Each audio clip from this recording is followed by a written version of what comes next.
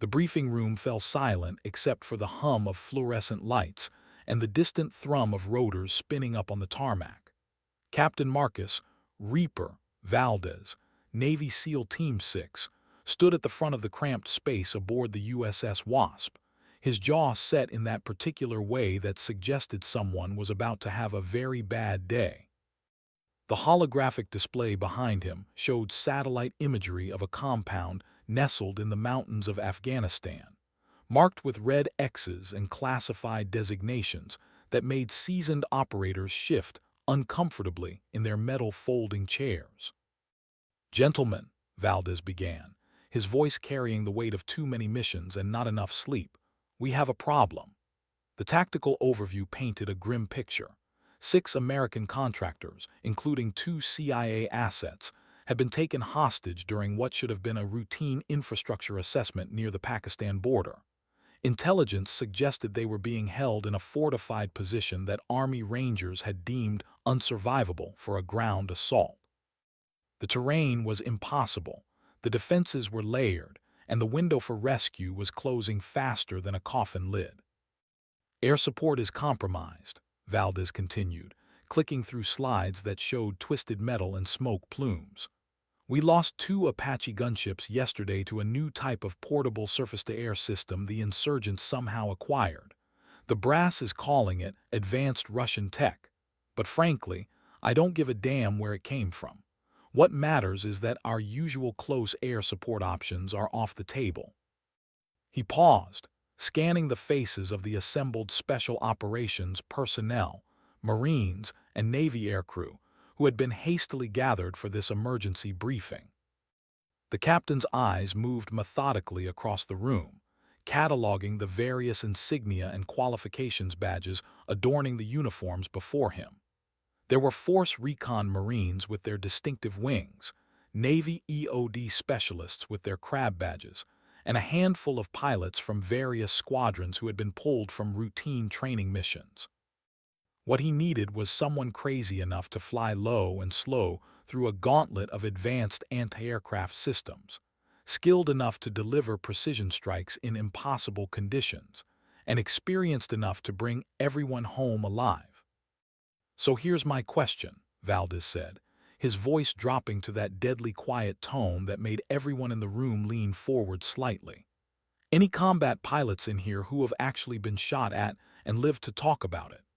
The challenge hung in the air like smoke from a crashed bird, daring someone to step forward into what everyone knew was likely a suicide mission.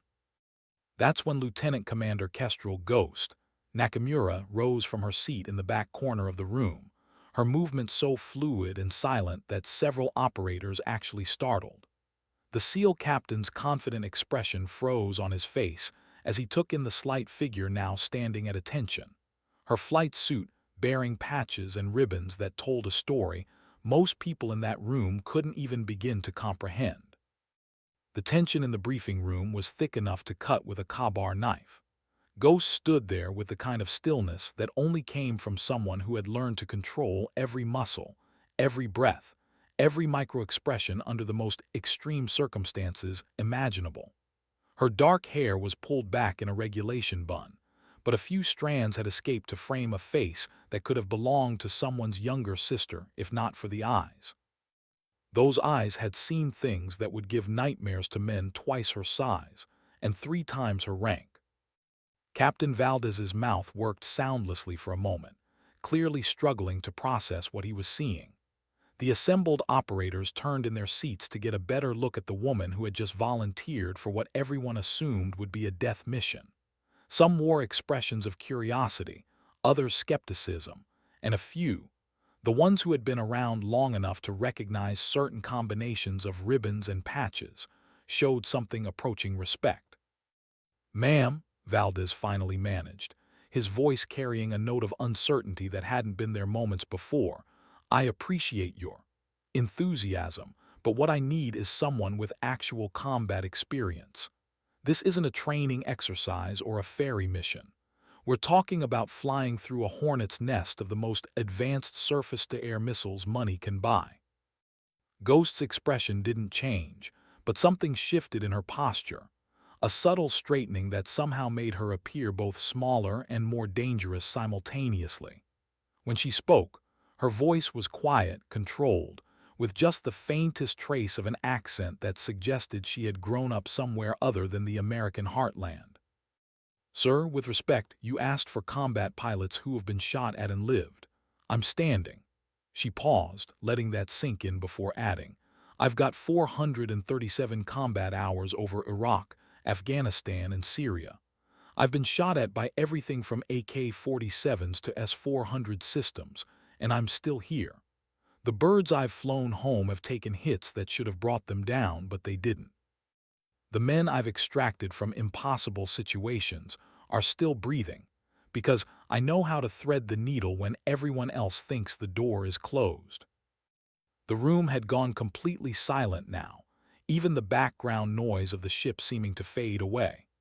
Master Chief Rodriguez, a Force Recon legend who had more confirmed kills than some entire platoons, leaned forward in his chair with the focused attention of a predator recognizing another predator. He had been studying Ghost's ribbons and patches with the practiced eye of someone who could read military careers like a book, and what he was seeing was starting to make sense in a way that both impressed and concerned him. "Ghost," he said quietly, using her call sign with the kind of familiarity that suggested he knew more about her background than he was letting on. "That Purple Heart with the oak leaf cluster, where'd you pick those up?" His question carried weight beyond mere curiosity. It was the kind of question one professional asked another when they needed to know exactly who they were dealing with. Ghost's eyes flicked to the Master Chief, and for just a moment something flickered across her features, a shadow of memory that spoke of pain, loss, and the kind of experiences that left permanent scars on a person's soul. Ghost's gaze held the Master Chief's for a long moment before she answered, her voice carrying the flat, emotionless tone that combat veterans used when discussing things that still woke them up at night. "First one was Fallujah, 2019.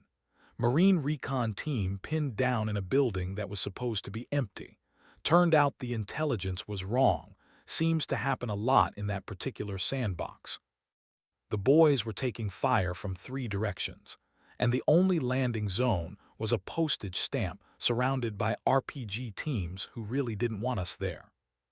She paused, and several operators in the room found themselves leaning forward, drawn in despite themselves by the quiet authority in her voice. This wasn't boasting or chest-thumping. This was a professional giving a clinical after-action report on the worst day of her life. "I took 17 hits on the way in, lost hydraulics and half my instrument panel before I even touched down. Had to auto-rotate the last 50 feet with smoke pouring out of the engine compartment. But we got them out, all 8 Marines, plus 2 Army medics who had been trying to reach them on foot." Her fingers unconsciously touched the ribbon on her chest as she continued. "The second Purple Heart was 6 months later, same sector, different mess. Convoy of civilian contractors hit by an IED, insurgents moving in for cleanup kills. Standard extract, except the LZ was on fire and there were more bad guys than our intel had suggested." Captain Valdez was no longer looking skeptical. He was looking very carefully at Ghost's flight suit, noting details that he had missed before. The combat aircrew wings were worn and faded from multiple deployments. The air medal had 3 oak leaf clusters, indicating at least 4 separate awards. The ribbons told a story of someone who had spent far more time in harm's way than most people in that room, and had not only survived but excelled. "The distinct flying cross," he said slowly, his voice carrying a note of something that might have been awe. "That's not something they hand out for showing up. What did you do to earn that?" His question wasn't a challenge anymore. It was the kind of respectful inquiry that one warrior gave to another when they recognized they were in the presence of someone who had truly been tested and found worthy. Ghost's expression softened slightly, and for the first time since she had stood up, something approaching a smile touched the corners of her mouth. It wasn't a happy smile. It was the kind of smile that people wore when they remembered something that had cost them everything but had been worth it anyway. "Syria, 2022, she said simply. Special Forces A-Team cut off behind enemy lines, ISIS closing in from all sides. No other assets available, weather was shit, and the designated LZ was under direct fire. I flew a U-60 Black Hawk through a sandstorm, at night, with zero visibility and surface-to-air missiles tracking me the entire way. Had to navigate by dead reckoning and prayer, land in a hot zone smaller than a basketball court, and extract 12 Green Berets who had been fighting non-stop for 18 hours. Master Chief Rodriguez whistled low under his breath. Sandstorm extraction with SAMs active, he said, shaking his head. That's not flying, that's controlled falling with style. How many birds did you lose on that mission? None, Ghost replied quietly. We all came home.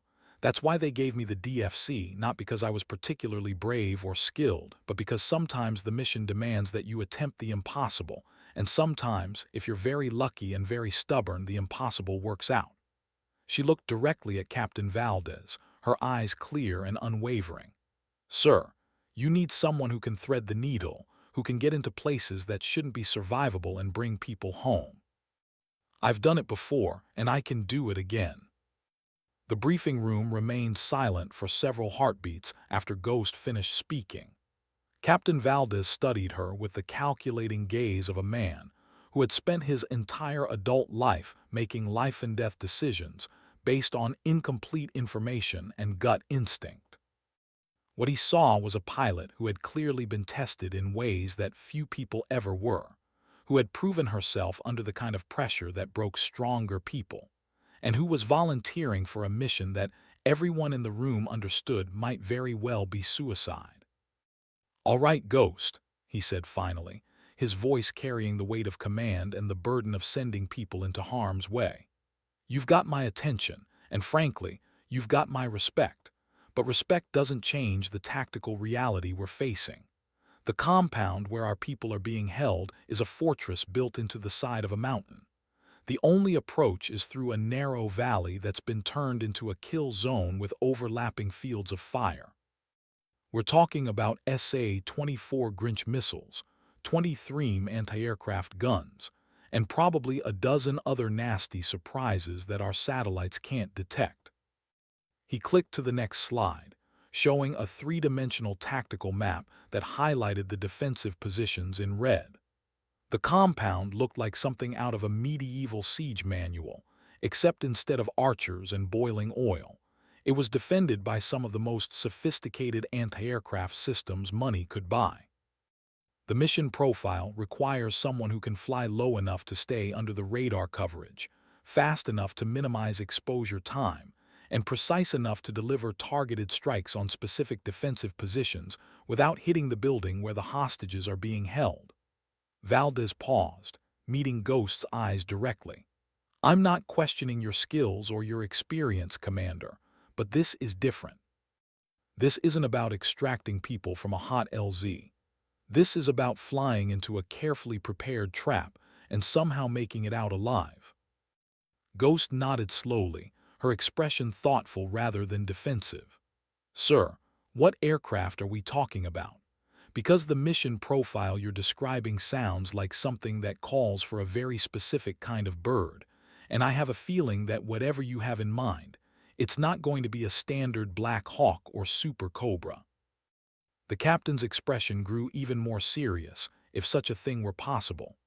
AH-64D Apache Longbow, he said quietly, fully loaded with Hellfire missiles, 30 chain gun, and enough countermeasures to hopefully keep you alive long enough to complete the mission. The problem is, we've already lost 2 crews trying to crack this nut, and they were both experienced Apache pilots with multiple combat deployments. What happened to them?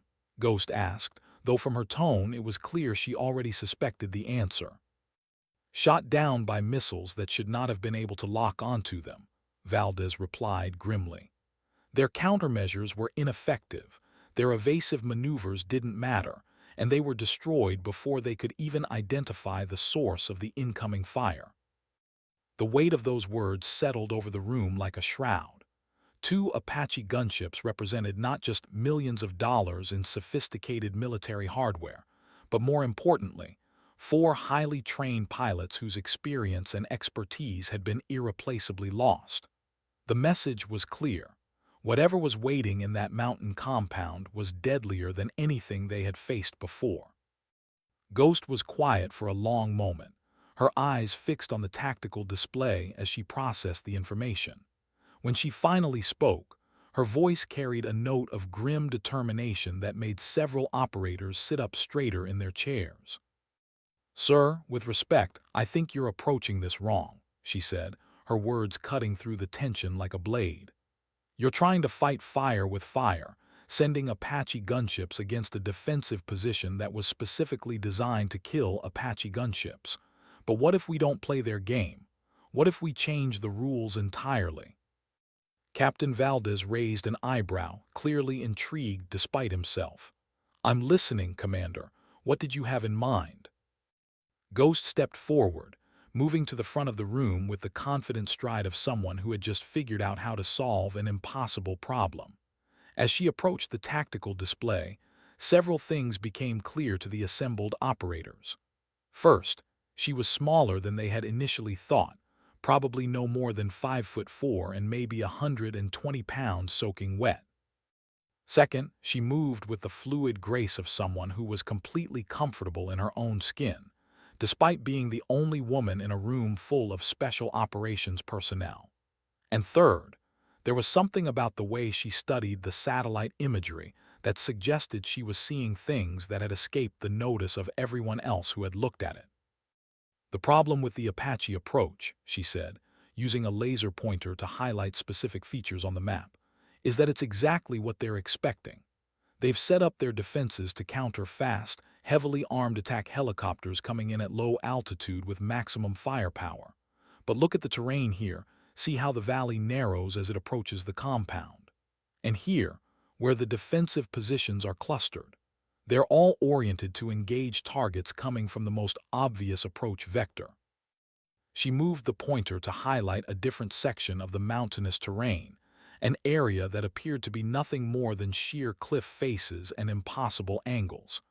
"But what if we don't come in through the valley? What if we come straight down from directly above?" Master Chief Rodriguez leaned forward, studying the imagery with renewed interest. "You're talking about a vertical insertion through terrain that would challenge a mountain goat. The thermals alone would tear apart anything with rotors, and the winds at that altitude are completely unpredictable." "Exactly," Ghost replied, and now there was definitely a smile in her voice. "Which is why they won't be expecting it. But here's the thing, I don't need an Apache for this mission. I need something smaller, more maneuverable, something that can handle extreme altitude and precision flying in conditions that would kill most aircraft." Captain Valdez was beginning to see where she was going with this, and the expression on his face suggested he wasn't sure whether to be impressed or terrified. "Commander, are you suggesting what I think you're suggesting?"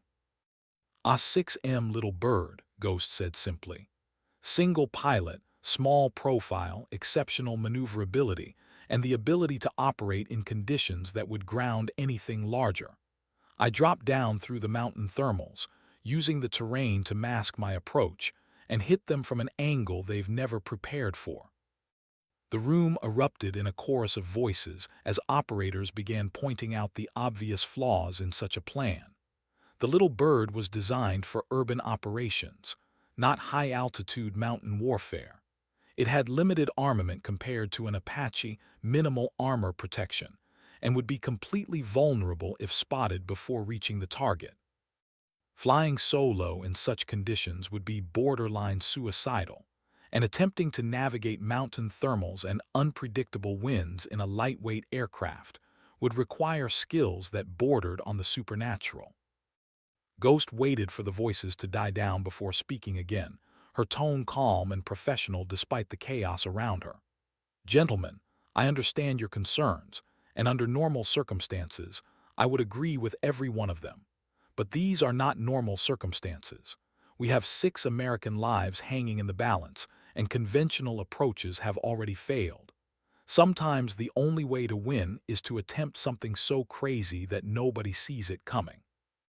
She turned to address Captain Valdez directly, her voice carrying the quiet confidence of someone who had already made their decision. "Sir, give me a little bird and I'll bring your people home. It won't be easy, it won't be safe, and there's a good chance I won't make it back. But I will get them out of there because that's what we do. That's what we've always done. We leave no one behind, no matter what it costs." The silence that followed was profound and heavy, filled with the weight of decisions that would determine whether 6 hostages lived or died, whether a mission succeeded or failed, and whether one brave pilot would return home or join the growing list of heroes who had paid the ultimate price in service to their country. Captain Valdez stared at Ghost for what felt like an eternity, his mind clearly working through all the variables, all the risks, all the potential consequences of authorizing such an unprecedented mission profile. When he finally spoke, his voice was quiet but carried the unmistakable authority of command. "Commander Nakamura," he said, using her real name for the first time since she had stood up, "I want you to understand something. What you're proposing goes against every tactical doctrine we have. It violates basic principles of air assault operations. It puts you in a position where extraction will be nearly impossible if things go wrong, and it relies on a level of piloting skill that frankly borders on the mythical." He paused, studying her face as if trying to read her soul through her eyes. "But you know what? I've been doing this job for 15 years, and I've learned that sometimes the impossible is the only option left. Sometimes you have to trust your gut and the skills of exceptional people to accomplish things that shouldn't be possible." Ghost nodded, her expression serious but unafraid. She had clearly expected this response, had probably hoped for it, and was ready for whatever came next. "However," Valdez continued, "before I sign off on what amounts to a single pilot suicide mission flown by someone I've never worked with before, I need to know more about who you are and what makes you think you can pull this off. Master Chief Rodriguez mentioned your call sign earlier, Ghost. Where did that come from?" For the first time since the conversation had begun, Ghost's composed expression wavered slightly. A shadow passed across her features, and several operators noticed her hands clench briefly before relaxing again.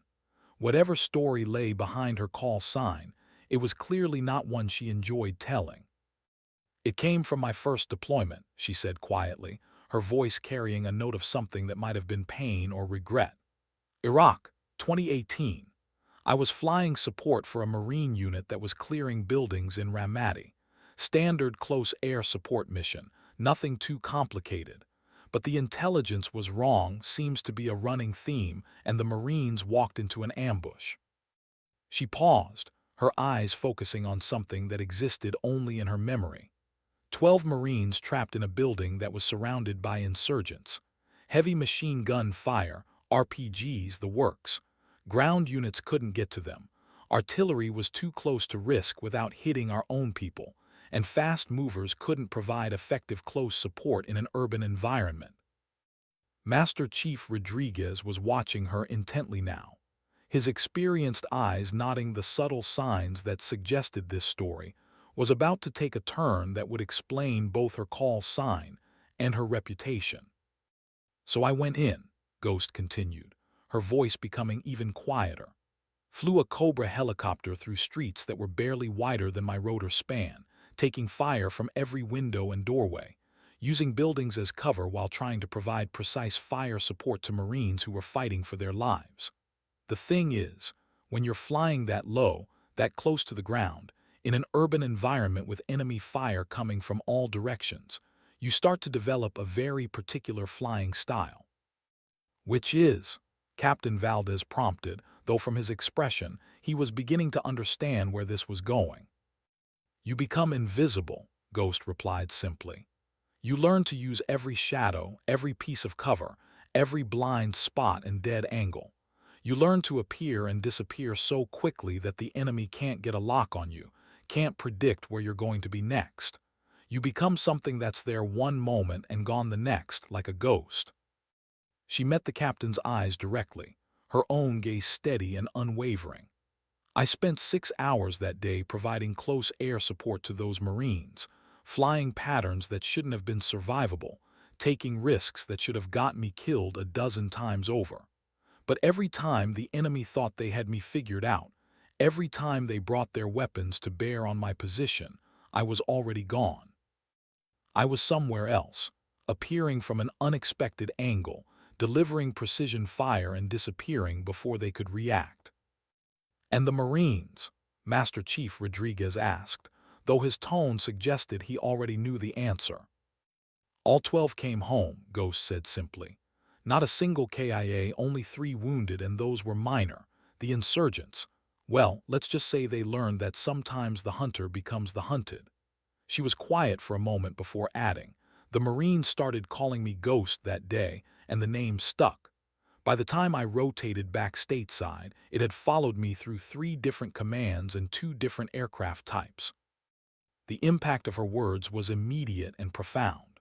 Every operator in that room understood what it meant to spend 6 hours under fire, providing continuous close air support in an urban environment against a determined enemy. It was the kind of mission that separated the exceptional from the merely competent, the kind of experience that either broke pilots completely or forged them into something approaching legend. Captain Valdez was nodding slowly, his expression thoughtful. "Commander, that's an impressive story, and it certainly explains your reputation and your call sign. But what you accomplished in Ramadi was urban warfare, close support, fast-moving engagements where visibility was limited and reaction times were measured in seconds. What we're asking you to do here is completely different." He gestured toward the tactical display, highlighting the mountain compound and its defensive positions. "This is a fortified position in mountainous terrain, defended by some of the most sophisticated anti-aircraft systems in the world. There won't be buildings to hide behind, there won't be urban clutter to mask your approach, and there won't be multiple engagement opportunities. You get one shot at this, and if you miss or if they detect you before you're in position, you're dead." Ghost listened to his concerns without interruption, her expression thoughtful rather than defensive. When he finished speaking, she was quiet for a long moment, clearly considering his words carefully before responding. "Sir, you're absolutely right that this mission is different from anything I've done before. The terrain is different, the threat profile is different, and the tactical requirements are different. But there's one thing that hasn't changed: the fundamental principle that the best way to defeat a superior enemy is to engage them in a way they don't expect, on terms that favor your strengths rather than theirs." She moved to the tactical display and began pointing out specific features of the mountain compound and the surrounding terrain. "Look at their defensive positioning. Every single weapon system, every sensor array, every observation post is oriented to defend against threats coming from the valley approaches. They've created overlapping fields of fire that would destroy anything attempting a conventional attack profile, but they've also created blind spots." Using the laser pointer, she traced a route that appeared to drop straight down from the mountain peaks above the compound. "This isn't urban warfare, but it's still about using terrain and timing to your advantage. Instead of buildings and alleyways, I use mountain peaks and thermal currents. Instead of appearing and disappearing between structures, I use altitude and weather to mask my approach." Master Chief Rodriguez was studying the route she had highlighted, his experienced eye noting the challenges and opportunities it presented. "That's a hell of a gamble, Ghost. You're betting everything on being able to navigate mountain thermals in a lightweight aircraft, maintain precise control in unpredictable wind conditions, and deliver accurate fire while dealing with extreme altitude and atmospheric conditions." "Yes, I am," Ghost replied without hesitation. "Because the alternative is leaving 6 Americans to die in that compound while we sit here debating the risks of attempting a rescue. Sometimes the choice isn't between a safe option and a dangerous option. Sometimes the choice is between a dangerous option and certain failure." The weight of her words settled over the room like a physical presence. Everyone understood that she was right about the fundamental choice they were facing. Conventional approaches had already failed, with the loss of two Apache gunships and their crews serving as stark reminders of the defensive capabilities they were up against. The hostages' situation was deteriorating with each passing hour, and intelligence suggested that their captors were becoming increasingly agitated and unpredictable. Captain Valdez was quiet for several minutes, his mind clearly working through all the variables and possibilities. When he finally spoke, his voice carried the weight of command decision and the burden of leadership. "Commander, I'm going to authorize this mission," he said slowly, "but I want you to understand that what I'm asking you to do goes beyond the call of duty. This isn't just dangerous, it's borderline insane. If you have any doubts, any concerns about your ability to execute this mission profile, now is the time to speak up. Once we commit to this course of action, there won't be any backup plans or alternative options." Ghost's response was immediate and unwavering. "Sir, I understand the risks and I accept them. Give me a little bird and a clear flight path to the target, and I'll bring your people home." The captain nodded, then turned to address the room. "All right, people, we have a mission to plan. I want a complete tactical analysis of Commander Nakamura's proposed flight route, including weather forecasts, wind patterns, and thermal conditions. I want backup extraction plans developed in case the primary mission profile fails. And I want every piece of intelligence we have on that compound analyzed again, because we're only going to get one shot at this." As the room erupted into organized chaos, with operators and support personnel beginning to coordinate the dozens of details that would determine the mission's success or failure, Ghost remained standing quietly at the front of the room, her eyes fixed on the tactical display. She was already mentally flying the mission, visualizing every aspect of the approach, the attack, and the extraction. In her mind, she was already threading the needle between mountain peaks, dancing with thermal currents, and bringing 6 Americans home. What she didn't know, what none of them knew, was that this mission would become the stuff of legend, a story that would be told and retold in special operations communities for years to come. It would be a testament to the power of unconventional thinking, exceptional skill, and the kind of courage that defined the very best of America's military personnel. The mission briefing had transformed from a desperate request for volunteers into a carefully orchestrated planning session that would have made any staff college proud. Charts were spread across every available surface. Laptops were pulled out and connected to secure networks, and specialists were called in from various departments to contribute their expertise to what everyone now understood was likely to be one of the most audacious rescue attempts in recent military history. Ghost found herself at the center of it all, answering technical questions about flight capabilities, providing input on weapon system selection, and working with meteorologists to understand the atmospheric conditions she would be flying through. Despite being the only woman in a room full of hardened special operations personnel, she was treated with the kind of professional respect that came from demonstrated competence and proven capability. Master Chief Rodriguez approached her during a brief lull in the planning activity, carrying 2 cups of coffee that looked like they could dissolve paint. "Thought you might need some fuel," he said, offering her one of the cups. "This stuff will either keep you awake for the next week or kill you outright, I'm not sure which." Ghost accepted the coffee gratefully, taking a sip that confirmed Rodriguez's assessment of its lethal potential. "Thank you, Master Chief. I have a feeling I'm going to need all the help I can get." She paused, studying his face. "You seem to know more about my background than most people. Mind if I ask how?" Rodriguez's expression grew serious. "I served with some of the Marines you pulled out of Ramadi," he said quietly. "Sergeant Mike Torres, Corporal Jennifer Williams, Lance Corporal David Kim. They're all still serving, all still alive, because of what you did that day. Torres in particular has never stopped talking about the pilot who flew through hell to get them out." The mention of those names brought a slight smile to Ghost's face, the first genuine expression of happiness anyone had seen from her since the briefing began. How are they doing? Last I heard, Torres had made staff sergeant and was thinking about trying out for Force Recon. He made it, Rodriguez replied with evident pride. He's actually deployed right now with a Marine Special Operations team, probably doing something equally crazy in a different part of the world.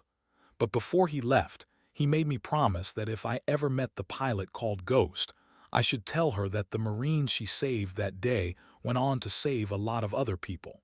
Your actions that day had ripple effects that are still being felt.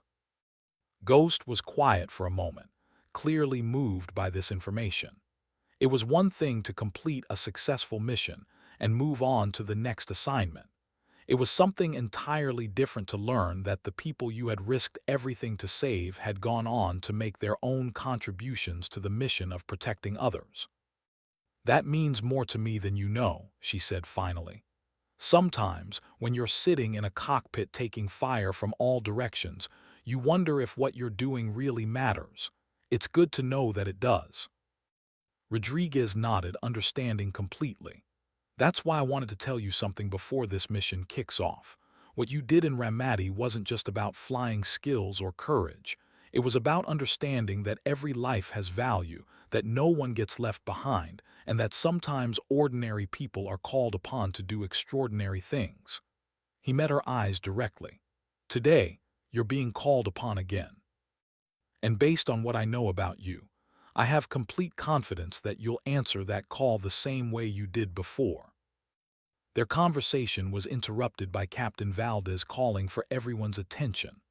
All right, people, we've got our mission parameters locked down. Commander Nakamura, your aircraft is being prepped as we speak. Weather forecast shows a brief window of favorable conditions starting in approximately 4 hours, which gives us just enough time to complete final preparations and get you airborne. He gestured to a revised tactical map that showed Ghost's proposed flight route in greater detail. Intelligence has confirmed that defensive positions remain oriented toward the valley approaches, with minimal coverage of the direct overhead route. However, we're also picking up increased communication traffic from the compound, which suggests that our hostages' situation may be deteriorating faster than we initially thought. Ghost studied the updated intelligence with the focused intensity of someone whose life would depend on understanding every detail. What kind of communications traffic? Are we talking about normal operational chatter or something more urgent? That's the concerning part, Valdez replied grimly. NSA is picking up references to final preparations and deadline acceleration. Our best assessment is that the hostage takers are planning to execute their captives sometime within the next 12 hours, possibly sooner if they feel threatened by potential rescue attempts. The weight of this news settled over the planning team like a physical blow. Everyone understood that they were no longer dealing with a difficult rescue mission, with challenging tactical parameters. They were racing against time to prevent the execution of 6 American citizens by terrorists who had already demonstrated their willingness to use violence to achieve their objectives. That changes everything, Master Chief Rodriguez said quietly. We're not just trying to extract hostages from a fortified position, we're trying to prevent murders. The mission timeline just became absolutely critical. Ghost nodded, her expression grim but determined. How long do I have once I reach the target area? Because if I'm going to be effective, I need to neutralize the defensive positions before making any attempt to extract the hostages. That's going to require multiple precision strikes, and precision takes time. Captain Valdez consulted his tactical notes. Based on our analysis of the defensive layout, you should be able to neutralize the primary anti-aircraft positions with 3 to 4 Hellfire missile strikes, assuming optimal accuracy. After that, you'll need to provide cover fire while ground forces fast-rope into the compound to secure the hostages. Total time on target should be no more than 15 minutes from first shot to extraction completion. 15 minutes, Ghost repeated thoughtfully. That's achievable, assuming everything goes according to plan. But we all know that no plan survives contact with the enemy, so I need to be prepared for contingencies. She looked around the room at the assembled operators. Who's going to be doing the actual hostage extraction once I've cleared the defensive positions? That would be us, said a voice from the back of the room. Ghost turned to see 6 men in Army Special Forces uniforms, their berets marking them as members of the legendary Green Beret teams that specialized in exactly this kind of high-risk operation. The speaker was a tall, lean man with lieutenant colonel insignia and the weathered features of someone who had spent many years in dangerous places doing dangerous things. Lieutenant Colonel Marcus Stone, he introduced himself, extending a hand to Ghost. My team and I will be fast-roping from a second helicopter once you've neutralized the anti-aircraft defenses. We've been studying the compound layout, and we're confident we can locate and extract the hostages within the time parameters, assuming you can give us the opening we need. Ghost shook his hand, nodding the firm grip and steady gaze of a professional soldier. Colonel, what's your assessment of the hostage situation? Are we dealing with cooperative captives, or should I expect complications during the extraction? Stone's expression grew serious. Based on intelligence reports and communication intercepts, we believe the hostages are being held in reasonable physical condition, but they've been captive for nearly 2 weeks now.